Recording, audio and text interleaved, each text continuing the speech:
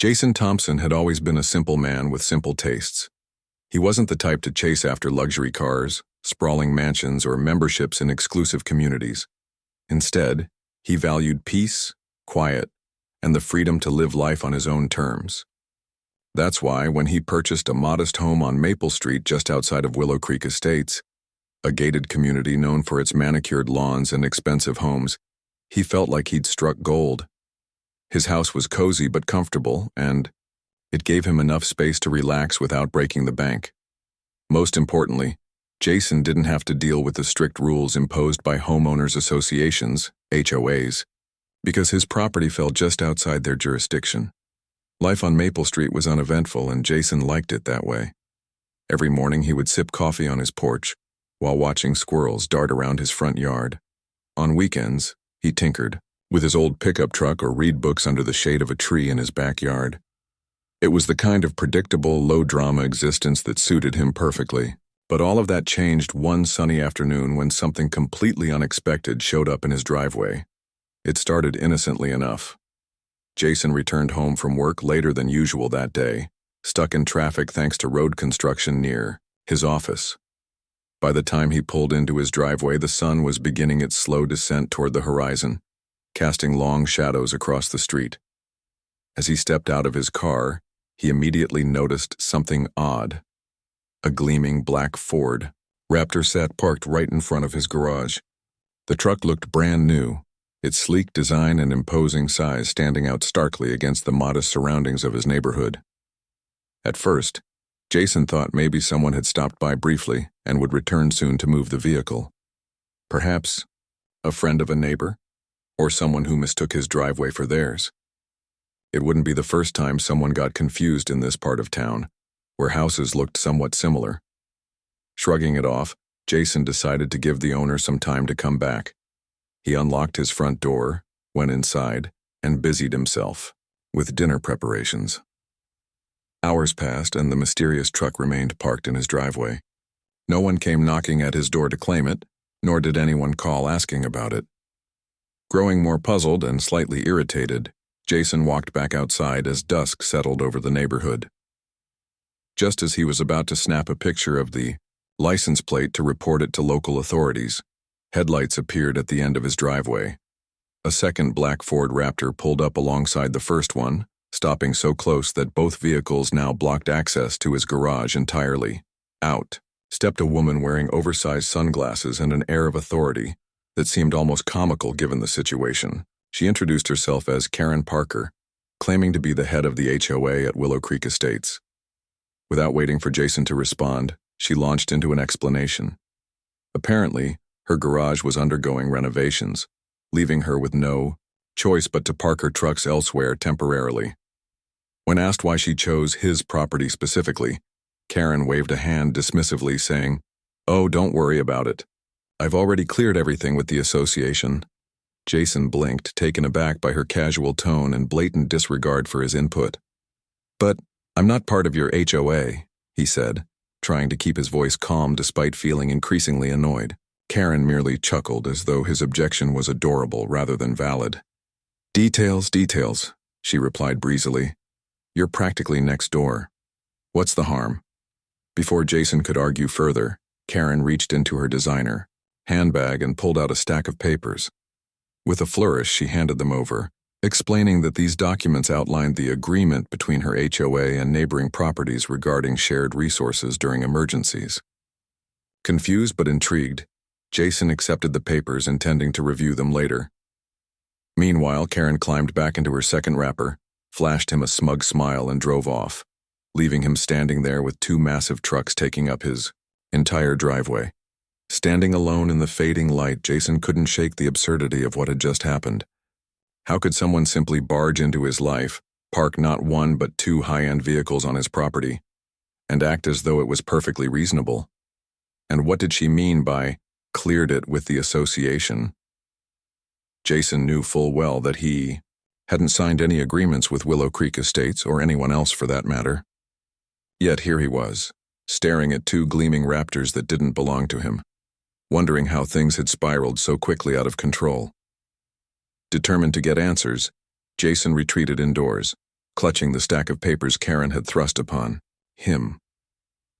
Sitting down at his kitchen table, he flipped through the pages, scanning for anything that might justify what had occurred. To his growing dismay, the documents were filled with vague language and references to non-existent clauses. There was no mention of his name, address, or consent. In fact, the entire thing seemed hastily put together, as if Karen had fabricated it on the spot to cover her tracks. The realization hit Jason like a ton of bricks. Karen Parker had played him for a fool. Not only had she trespassed on his property, without permission, but she had also lied about having official approval to do so. Worse still, she acted as though she represented some kind of governing body that had authority over him, despite knowing full well that he wasn't part of her HOA. The audacity of it all left Jason fuming, yet he couldn't help but marvel at the sheer nerve of the woman. For the rest of the evening, Jason paced back and forth in his living room, debating his next move. Should he call the police, confront Karen directly, or try reasoning with the HOA board to resolve the issue peacefully?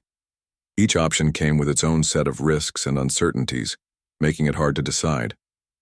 One thing was certain, though. Jason wasn't going to let Karen get away with treating him and his property as if they belonged to her.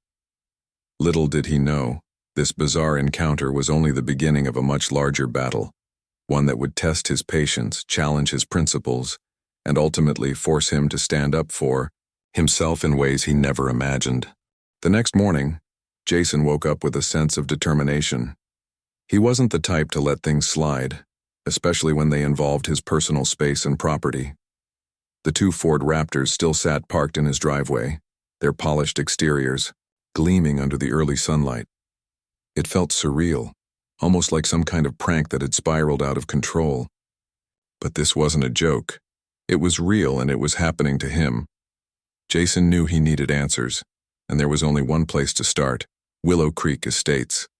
If Karen Parker claimed to represent the HOA, then surely someone within the gated community would know what was going on. Armed with the stack of fabricated documents she'd handed him, Jason decided to pay them a visit. He wanted to confront whoever was responsible for allowing such an outrageous act to occur, and more importantly, he wanted to make sure everyone understood that he wasn't part of their association. As he approached the entrance of Willow Creek Estates, Jason couldn't help but feel a little intimidated.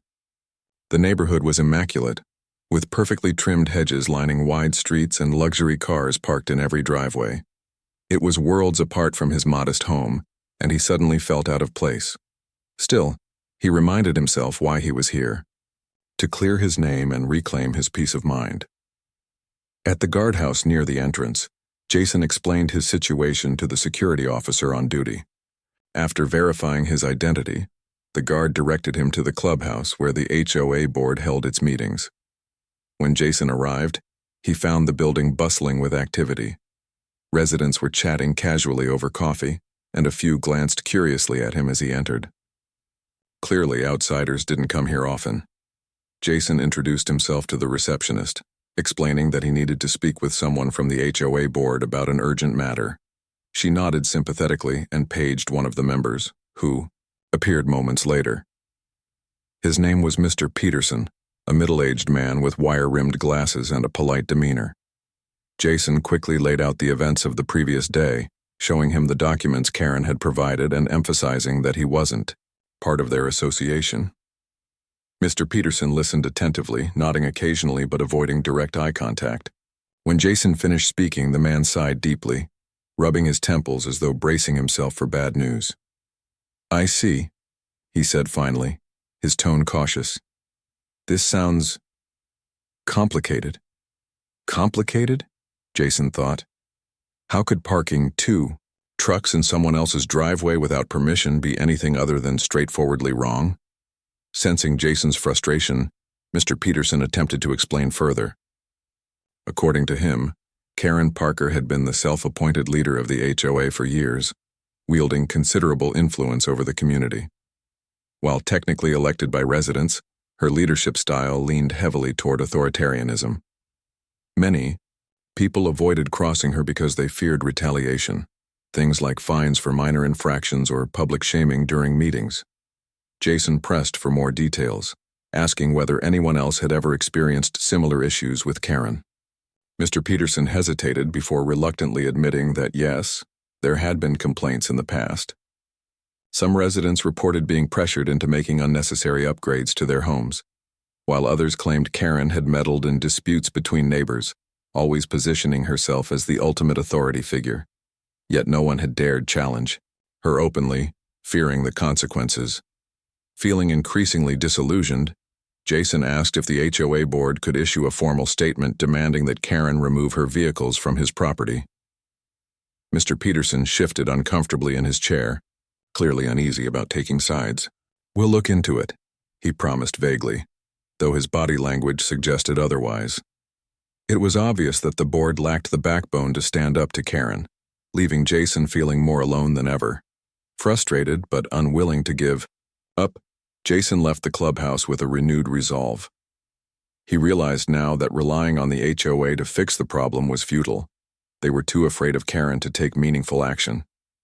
That meant he would have to handle this himself, and he wasn't about to back down without a fight.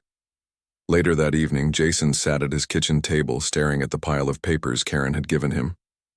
Her audacity astounded him. Not only had she lied about having official approval, but she'd also acted as though she owned the neighborhood and everyone in it, including him.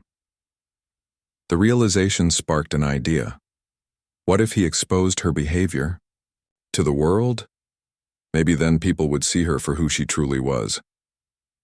With that thought in mind, Jason grabbed his phone and snapped several photos of the two Ford Raptors squatting in his driveway. He uploaded the images to social media, along with a detailed caption explaining the bizarre turn of events. In simple, conversational language, he described how Karen had parked her trucks on his property without permission, falsely claimed to have clearance from the HOA, and even handed over fake documents to justify her actions. To keep things lighthearted yet impactful, he ended the post with a sarcastic quip. "Guess I'm officially part of the club now?" Within minutes, comments began pouring in. Friends and acquaintances expressed disbelief and outrage on his behalf, urging him to stand his ground. Strangers chimed in too, sharing their own horror stories about dealing with overzealous HOAs. One person joked, "Sounds like you've got yourself an honorary membership," while another wrote, "If this doesn't scream Karen energy, I don't know what does." The support was overwhelming, giving Jason a much-needed boost of confidence. But the response grew far beyond what he'd anticipated. By the next morning, his post had gone viral. People across the country were sharing it, tagging friends and creating memes featuring Raptors with captions like, "When your HOA thinks your driveway is communal parking," and "Not today, HOA Karen." Local news outlets picked up the story, dubbing it Raptorgate and turning Jason into an overnight sensation. Reporters called nonstop, eager to interview him about his experience. Neighbors stopped by to offer words of encouragement, and even strangers drove past his house just to catch a glimpse of the infamous trucks. Despite the whirlwind of attention, Jason remained focused on the bigger picture. This wasn't just about him anymore. It was about holding people accountable for abusing their power. Inspired by the outpouring of support, he decided to dig deeper into Karen's history. Through online searches and conversations with Willow Creek residents, he uncovered a pattern of manipulative behavior. For instance, one homeowner revealed that Karen had once fined them $500 for planting flowers that didn't match the HOA-approved color palette. Another admitted they'd been forced to repaint their front door after Karen deemed it too bold. Armed with this information, Jason compiled a dossier detailing Karen's misconduct. He planned to use it not only to confront her directly, but also to file a formal complaint with local authorities if necessary. As he worked late into the night, fueled by determination and endless cups of coffee, Jason couldn't help but feel a strange mix of emotions. On one hand, he was angry that someone like Karen could get away with treating others so disrespectfully for so long. On the other hand, he felt empowered, knowing that he wasn't fighting this battle alone. Thousands of people had rallied behind him, united by a shared desire for justice. By the time he finally went to bed, Jason knew one thing for certain. This was far from over. Whatever happened next, he was ready to face it head-on. The viral explosion of Jason's story caught everyone off guard, including Karen Parker. What had started as a personal dispute between one man and an overbearing HOA leader quickly transformed into a national conversation about power, accountability, and the often absurd lengths people will go to enforce rules that don't apply to everyone. For Jason, the sudden spotlight was both exhilarating and overwhelming. Every time he opened his phone, notifications flooded in. Likes, shares, comments, and even messages from strangers offering advice or simply thanking him for standing up to someone like Karen. Karen, however, wasn't taking the attention lightly. At first, she dismissed the online chatter as meaningless noise, convinced it would blow over in a matter of days. But as Raptorgate continued to dominate headlines and social media feeds, her confidence began to waver. Reporters camped outside Willow Creek Estates, eager to get a statement from the woman at the center of the controversy.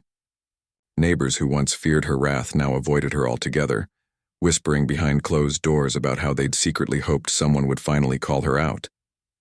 Determined to regain control of the narrative, Karen decided to fight back.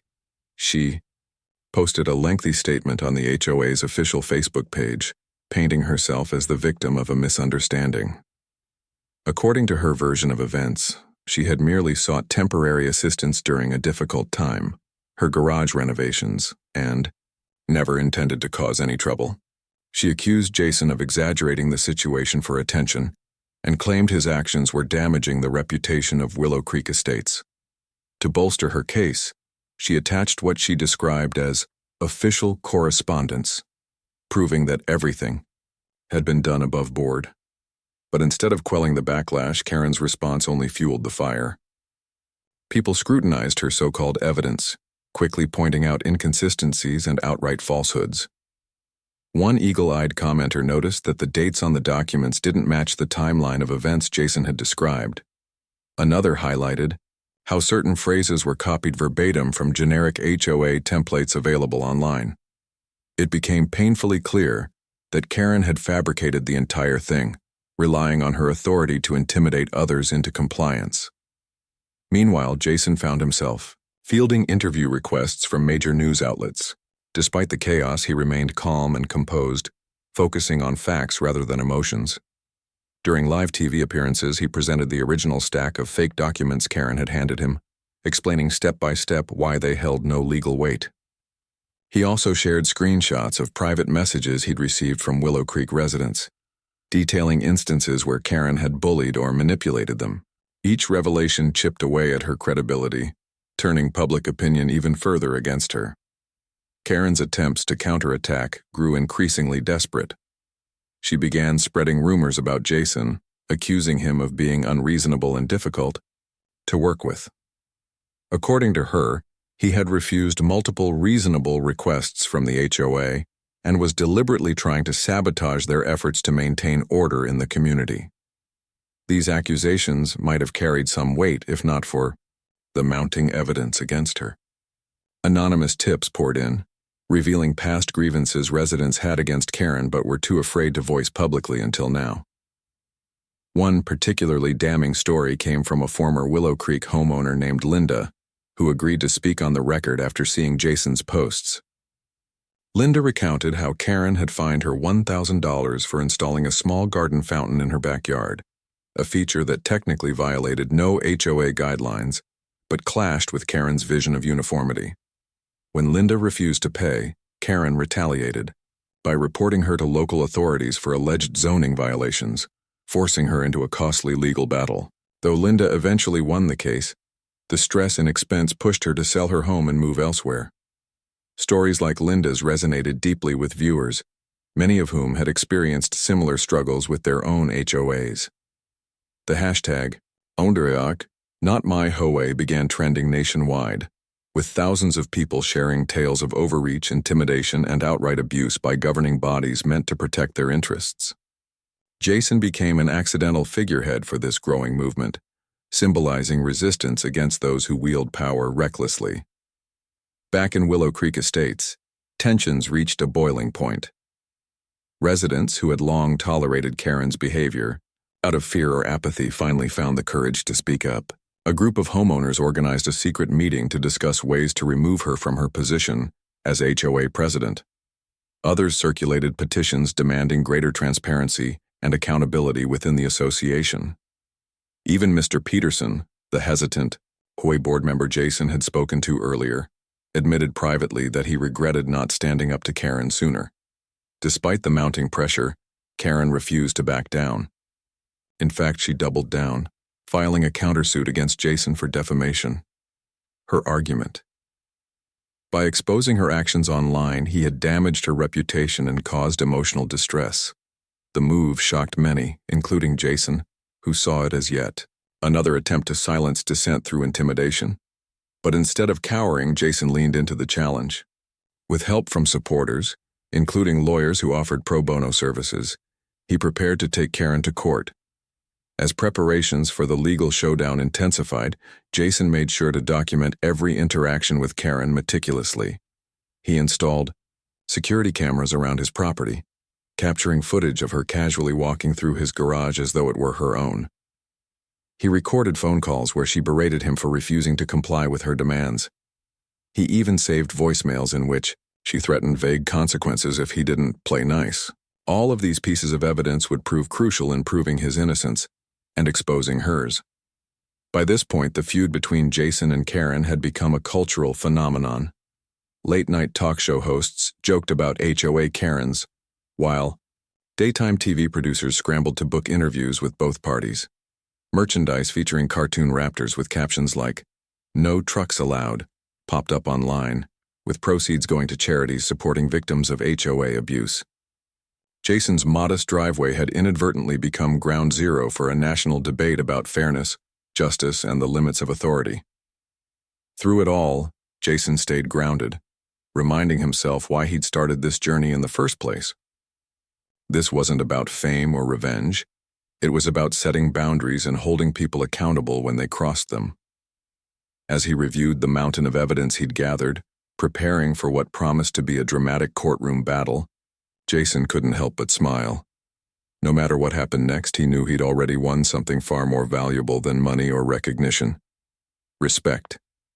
For himself, for his neighbors, and for anyone else brave enough to stand up to bullies, hiding behind titles and rules.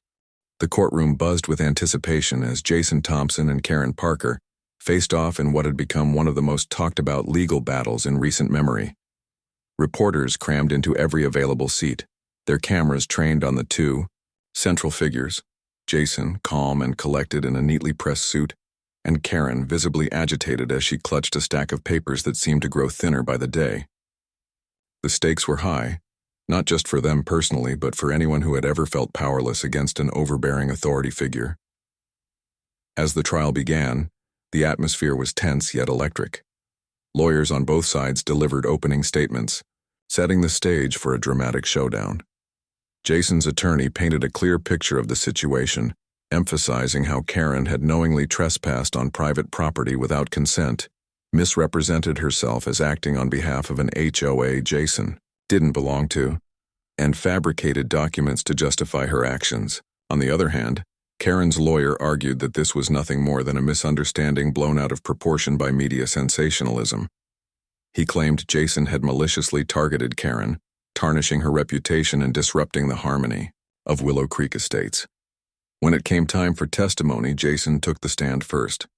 Under oath, he recounted the events leading up to the lawsuit in detail, speaking directly and honestly.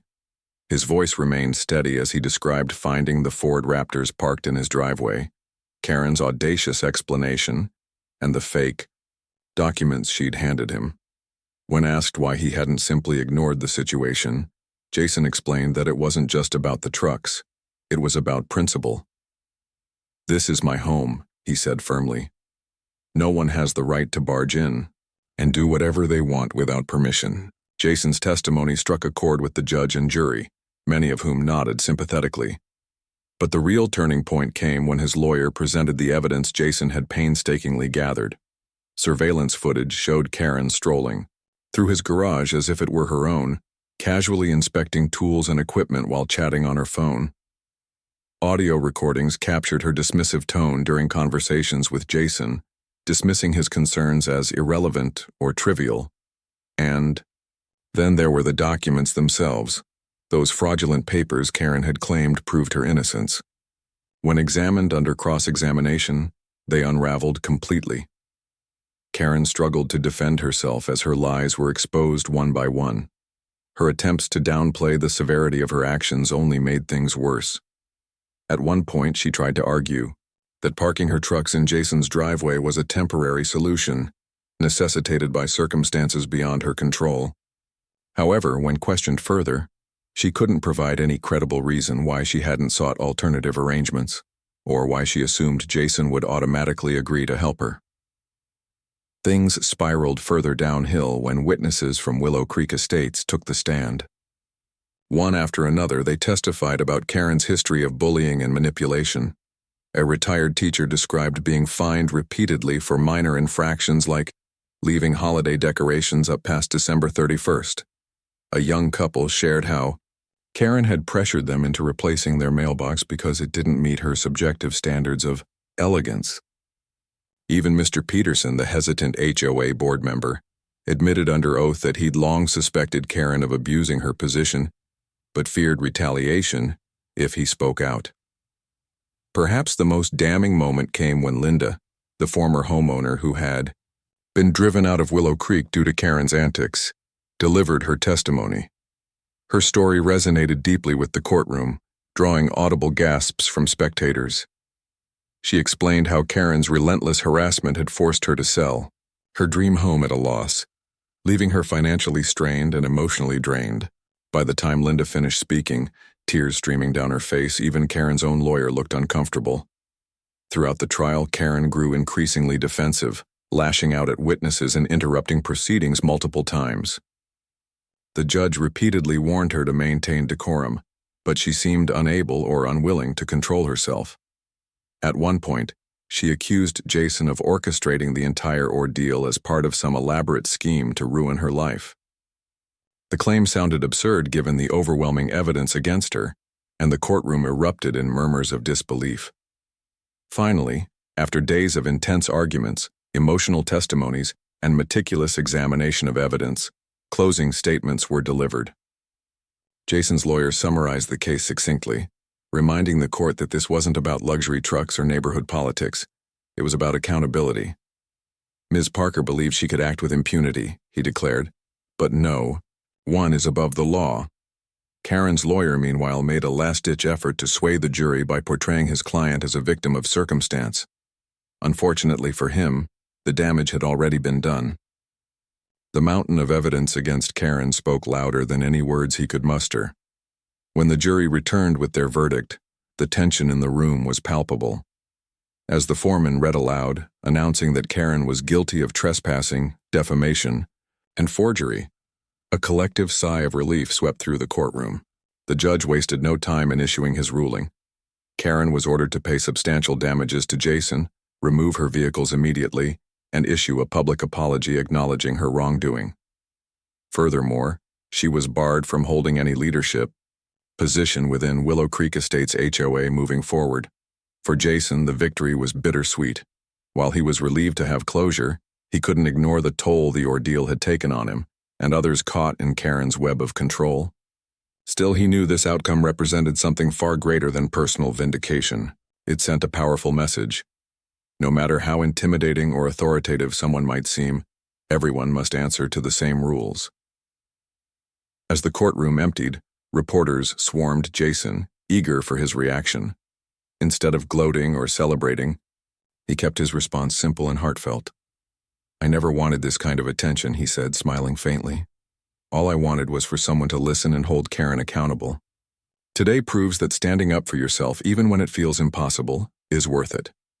Outside the courthouse, supporters cheered loudly, holding signs that read, "Justice prevails," and "No more HOA Karens." For once, Jason allowed himself to bask in the moment, knowing he'd made a difference not just for himself but for countless others inspired by his courage. Life after the trial was a whirlwind for Jason Thompson. What had started as a quiet, unassuming existence on Maple Street had transformed into something entirely different, something he never could have predicted. Overnight, he went from being an ordinary homeowner to a national symbol of resistance against overbearing authority figures. People across the country hailed him as a hero, someone who stood up not just for himself but for anyone who had ever felt powerless in the face of injustice. In the weeks following the verdict, Jason's newfound fame brought both opportunities and challenges. Reporters continued to call, asking for interviews or updates on his life. Social media notifications poured in nonstop, with messages of gratitude from strangers sharing their own stories of HOA struggles. Some even sent gifts. A box of homemade cookies here, a signed poster there, as tokens of appreciation. At first, Jason found it overwhelming, but he soon learned to embrace the positive energy surrounding him. He realized that his story had struck a chord because it wasn't just about 2 trucks in a driveway. It was about fairness, respect, and standing your ground when others try to push you around. One of the most surprising developments came when advocacy groups reached out, inviting Jason to speak at conferences and workshops about homeowners' rights. Initially hesitant, he didn't consider himself an expert on anything. He eventually agreed, figuring it might help others avoid similar situations. Standing in front of crowds filled with people eager to learn how to navigate disputes with HOAs, Jason shared practical advice. Document everything, stay calm under pressure, and don't be afraid to seek legal counsel if necessary. His straightforward approach resonated deeply, earning him standing ovations wherever he went. Back home, life slowly returned to normal, or at least as close to normal as possible given the circumstances. The Ford Raptors were long gone, leaving behind empty spaces where they once dominated his driveway. Determined to ensure nothing like this would happen again, Jason invested in a state-of-the-art security system complete with motion-activated cameras and a prominent sign that read, "Private property, no unauthorized vehicles allowed." Every time he looked at those words, he couldn't help but chuckle, knowing they carried extra weight now. Karen Parker, meanwhile, faded into obscurity almost as quickly as she had risen to infamy. Stripped of her position as HOA president and ostracized by former allies, she became a pariah within Willow Creek Estates. Rumors circulated that she planned to sell her house and move elsewhere, though no one knew for sure where she'd end up. Some speculated she might try to reinvent herself in another community, while others joked that she'd probably show up somewhere demanding access to someone else's garage. Either way, her reign of control was over, for good. Without Karen's iron grip, Willow Creek Estates underwent significant changes. Residents formed committees to review and revise HOA policies, ensuring they were fair, transparent, and enforceable. Fines for minor infractions were reduced or eliminated altogether, and communication between neighbors improved dramatically. For the first time in years, people felt empowered to express their opinions without fear of retribution. Even Mr. Peterson emerged as a more confident leader, vowing to prioritize collaboration over intimidation moving forward. For Jason, the biggest change wasn't external, it was internal. The experience taught him valuable lessons about resilience, patience, and the importance of speaking up when something feels wrong. Before Raptorgate, he might have hesitated to confront someone like Karen, worried about rocking the boat or causing unnecessary drama. Now he understood that staying silent only allowed bullies to thrive. By taking a stand, not just for himself but for principles like fairness and accountability, he had sparked meaningful change far beyond his own driveway. Of course, not everything changed overnight. Jason still enjoyed his mornings sipping coffee on the porch, watching squirrels dart through the yard. He tinkered with his old pickup truck on weekends and read books under the shade of his backyard tree. But these simple pleasures carried new significance now. They reminded him of what he'd fought so hard to protect: his peace, his freedom, and his right to live life on his own terms. As months passed, the frenzy surrounding Raptorgate began to die down. Memes featuring cartoon raptors disappeared from social media feeds, replaced by newer trends and viral moments. Yet the impact lingered. Across the country, discussions about HOA reform gained momentum, inspired in part by Jason's story. Lawmakers introduced bills aimed at increasing transparency and accountability within such associations, while grassroots movements encouraged homeowners to band together and advocate for their rights. Jason stayed involved, albeit in smaller ways. He joined online forums dedicated to helping people navigate HOA disputes, offering guidance based on his own experiences. Occasionally, he wrote op-eds for local newspapers, urging readers to remain vigilant and assertive when dealing with overly controlling governing bodies. Though he never sought to become a public figure, he accepted the role gracefully, knowing his voice mattered. On quiet evenings, Jason often reflected on how far he'd come since that fateful day when two shiny black trucks appeared in his driveway. Back then, he'd been an ordinary man trying to reclaim his space. Now he was a symbol of hope for countless others facing similar battles. And while he sometimes missed the simplicity of his pretrial life, he wouldn't trade the journey for anything. It had taught him strength, courage, and the power of standing up for what's right, even when the odds seem stacked against you. One evening, as the sun dipped below the horizon and cast golden hues across his neighborhood, Jason stepped outside to admire his driveway, one last time before heading indoors. Empty and peaceful, it represented more than just concrete and asphalt. It symbolized victory, resilience, and the enduring belief that everyone deserves a place they can truly call their own. Smiling to himself, Jason closed the garage door, turned off the lights, and headed inside, ready to face whatever tomorrow might bring.